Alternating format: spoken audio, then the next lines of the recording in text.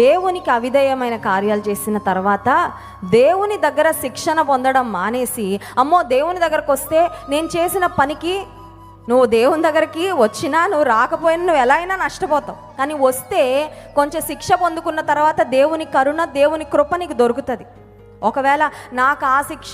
వద్దు, నేను I don't want to realise, I don't want to confess, నాకు ఒప్పుకోవడం ఇష్టం లేదు, నేను దేవుని సన్నిధిలో పశ్చాత్తాపడడం ఇష్టం లేదు, రెక్టిఫై చేసుకోవడం ఇష్టం లేదు, నేను వెళ్ళిపోతా దేవునికి దూరంగా అని వెళ్ళిపోతే పరిస్థితి ఏమైపోద్దంటే, దిక్కుతోచని